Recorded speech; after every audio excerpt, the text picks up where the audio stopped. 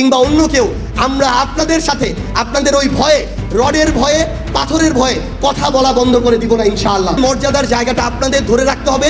এই প্রশ্নে কোনো দল তো দূরের কথা, আপনাদের কেউ যদি এই প্রশ্নে আপনাদের সাথে কোনো প্রতারণা করার চেষ্টা করে, তার বিরুদ্ধে আপনাদের কথা বলতে হবে।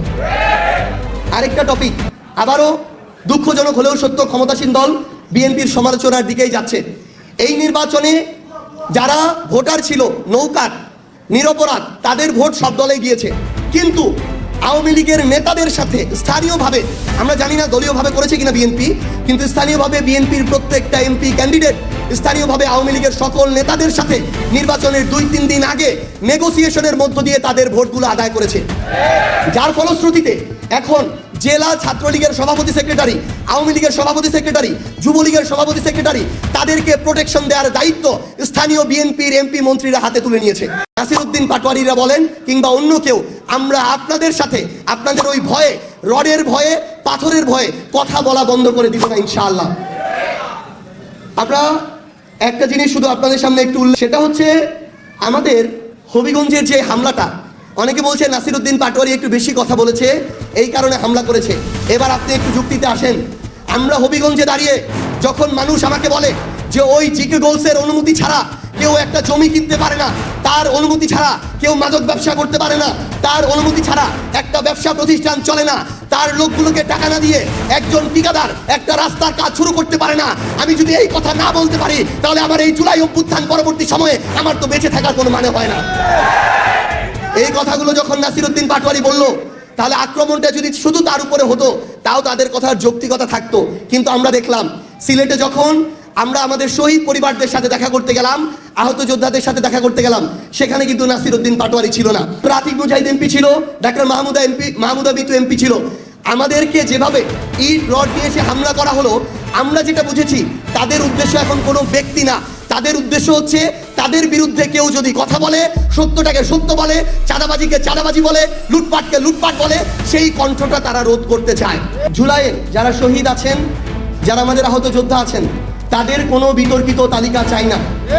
আমি উদাহরণ হিসেবে স্পেসিফিক বলছি, আমরা ঠাকুরগাঁয়ে যখন গিয়েছি, আমাদের যখন আহত যোদ্ধাদের সাথে কথা হয়েছে, তারা বলেছে ঠাকুরগাঁয়ে আহত যোদ্ধাদের যে এই তালিকা, এই তালিকার 3 ভাগের 1 ভাগ বিএনপি ওই সিভিল সার্জনকে বলে, ডিসিকে বলে, তাদের দলীয় ছাত্রদল, যুব দলের যারা ওই রকম আহত হয়নি তাদের নামের তালিকা সেখানে ইনক্লুড করেছে।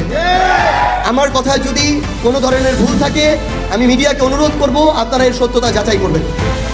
2 নাম্বার, আমাদের আহত যোদ্ধারা এমন এখনো অনেকে আছে যাদের এখনো ট্রিটমেন্ট প্রয়োজন, হয়তো আরো 2, 4, 5, 10 বছর ট্রিটমেন্ট করা লাগতে পারে।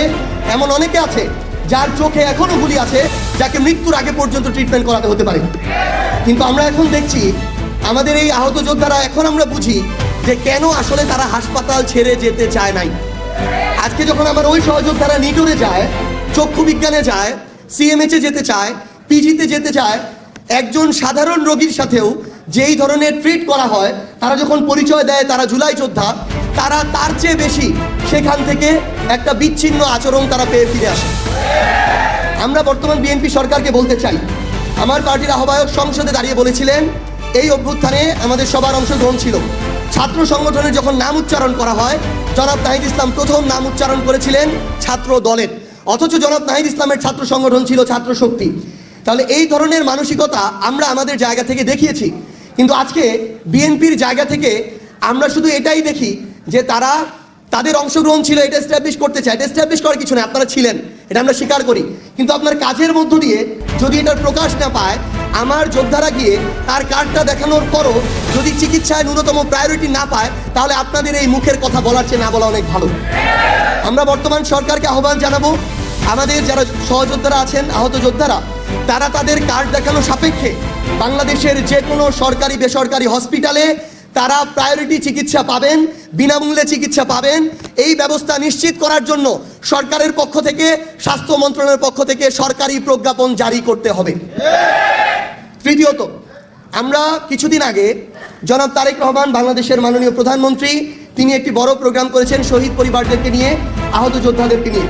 কিন্তু দুঃখজনক হলেও সত্য, আমরা তার উদ্দেশ্যে বলতে চাই, তিনি শহীদ পরিবার এবং আহত যোদ্ধাদেরকে নিয়ে প্রোগ্রামটা করেন নাই, তাদের একটা অংশকে নিয়ে প্রোগ্রাম করেছেন।